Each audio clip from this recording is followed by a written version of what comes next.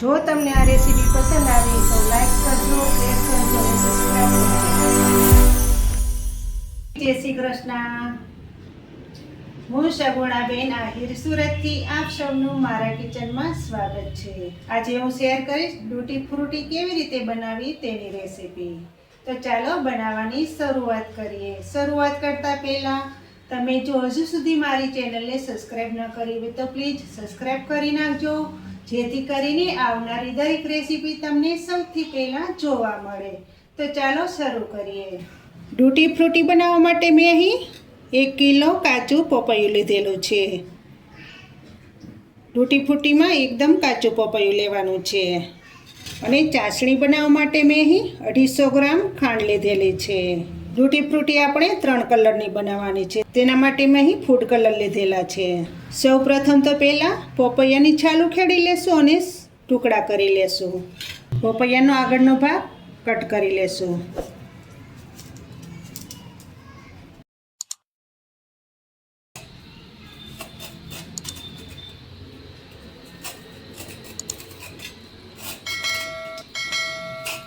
આ રીતે પપૈયાની છાલ ઉખેડી લેશું. પપૈયામાંથી આ રીતની છાલ ઉખેડાઈ ગઈ છે, તો હવે કટ કરી લેશું ને ટુકડા બનાવી લેશું. હવે પપૈયામાંથી નાના નાના ટુકડા તૈયાર કરશું.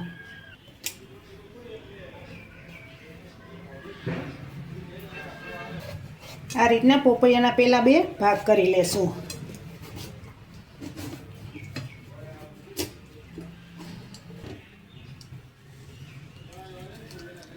આજે બીનો ભાગ કાઢી લેશું. આ રીતનું એકદમ કાચું પપૈયું યુઝ કરવાનું, તેની ડૂટી ફ્રૂટી સરસ બને. જોઈ શકો છો ને, અંદરનો ભાગ કાઢી નાખેલો છે. હવે ચીરું કરી લેશું અને તેના ટુકડા કરશું.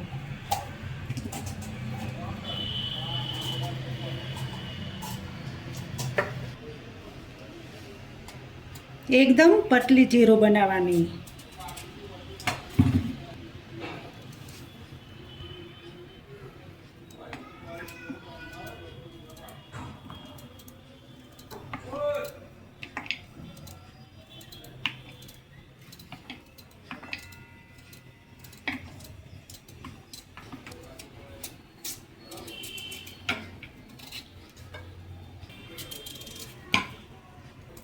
આ રીતના બધા એક સરખા ટુકડા કરશું, જેથી કરીને ડૂટી ફ્રૂટી સરસ બને. પપૈયામાંથી આ રીતના ટુકડા થઈ ગયા છે. તો હવે આ ટુકડાને આપણે બાફવાના છે.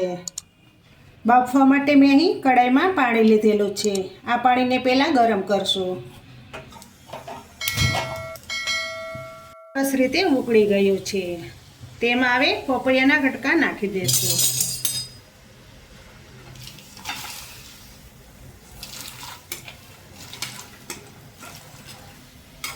પપૈયું એકદમ કડક હોય એટલે બફાતા વાર લાગે.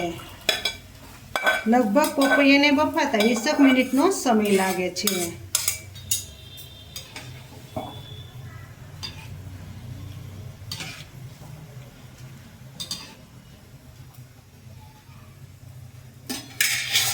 પપૈયાને 20 મિનિટ સુધી બાફવા દેશું. વચ્ચે વચ્ચે પપૈયાના કટકાને હલાવતા રહેશું.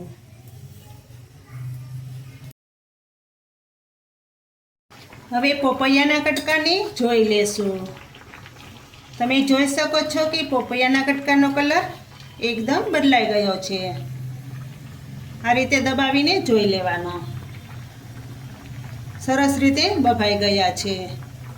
હજુ 5 મિનિટ સુધી રહેવા દેશું, જેથી કરીને સરસ રીતે બફાઈ જાય. તમે જોઈ શકો છો કે પપૈયાના ટુકડા સરસ રીતે બફાઈ ગયા છે. પપૈયાના ટુકડા બફાય છે એટલે કલર બદલવા લાગે છે. આ રીતનો કલર થઈ જાય છે. હવે આ ટુકડાને આપણે એક વાસણમાં કાઢી લેશું ને ગેસ બંધ કરી દેશું.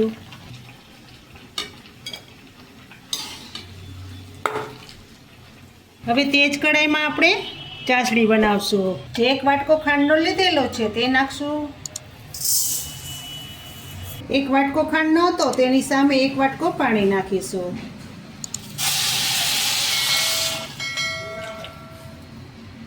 ખાંડને સરસ રીતે ઉકળવા દેશું. ખાંડ પલળી જાય ત્યાં સુધી એને ઉકળવા દેશું.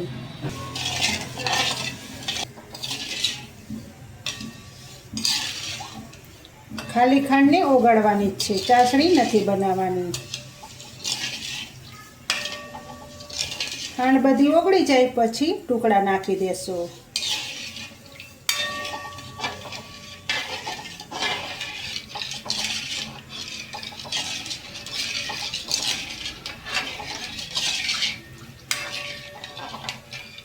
તમે જો મારી ચેનલમાં નવા હોય તો પ્લીઝ સબસ્ક્રાઈબ કરી નાખજો, જેથી કરીને આવનારી દરેક રેસીપી તમને સૌથી પહેલાં જોવા મળે. તમે જોઈ શકો છો કે ખાંડ સરસ રીતે ઓગળી ગઈ છે. હજુ થોડીક વાર રહેવા દેશું, પછી ટુકડા નાખીશું.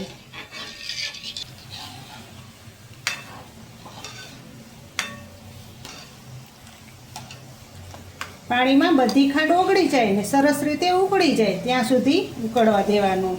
હવે તેમાં ટુકડા નાખી દેશું.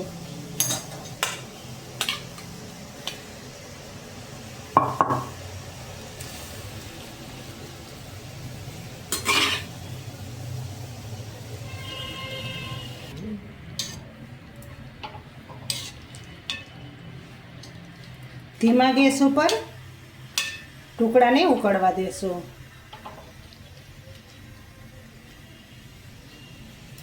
પપૈયાના ટુકડા બધી ચાસણી ચૂસી લેશે. આ રીતે વચ્ચે વચ્ચે ચમચો ફેરવતા રહેશું. તમે જોઈ શકો છો કે ઘણી ખડી ચાસણી કટકાવે ચૂસી લીધી છે. હવે કટકાને નીચે ઉતારી લેશું. આ રીતે ચમચો હલાવીને વધારાની ચાસણી નિતારી લેવાની.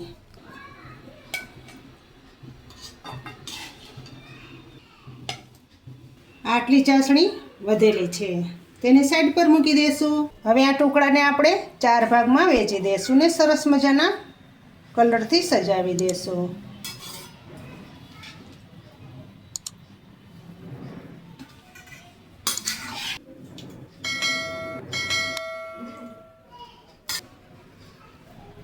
આ તૂટી ફ્રૂટી તમે આખું વરસ ફ્રીજમાં સ્ટોર કરીને રાખી શકો છો. આ તૂટી ફ્રૂટી આપણે 3 કલરની બનાવશું. એક વાટકામાં આપણે પીળો કલર નાખીશું.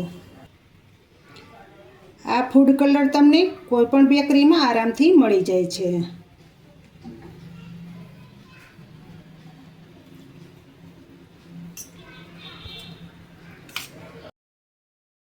તમે જોઈ શકો છો ને કેટલો ઓરેન્જ કલર આવી ગયો છે.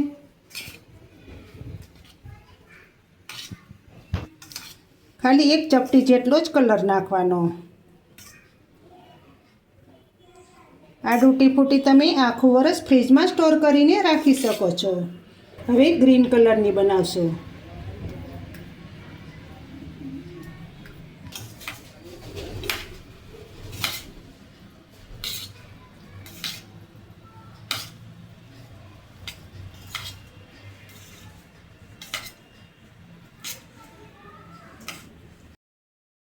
આપણે ક્યારેક મસાલાવાળું પાન બનાવવું હોય તો પણ તેમાં નાખીને સરસ રીતે બનાવી શકીએ.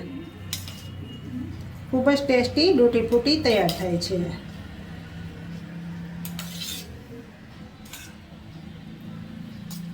હવે લાલ કલરની બનાવશું.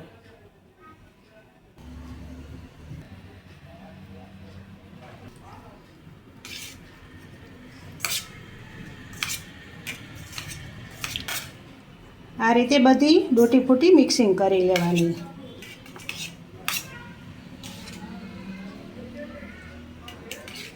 તમે જોઈ શકો છો ને કેટલી સરસ તૂટી ફૂટી તૈયાર થઈ છે.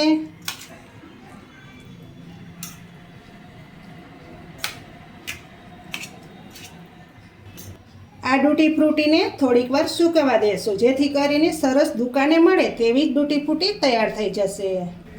તો તૈયાર થઈ ગઈ છે તૂટી ફ્રૂટી. તમને જો મારી આ તૂટી ફ્રૂટીની રેસીપી સારી લાગે તો મારી ચેનલને લાઈક કરજો, શેર કરજો અને ભૂલ્યા વગર સબસ્ક્રાઈબ કરજો. કમેન્ટ કરીને કહેજો કે તમને આ તૂટી ફ્રૂટીની રેસીપી કેવી લાગી અને તમે ચોક્કસથી બનાવજો. ખૂબ જ બાળકોને ખાવાની મજા આવશે. ફરી મળીશું એક નવી રેસીપી સાથે. ત્યાં સુધી જય શ્રી કૃષ્ણ, જય માતાજી.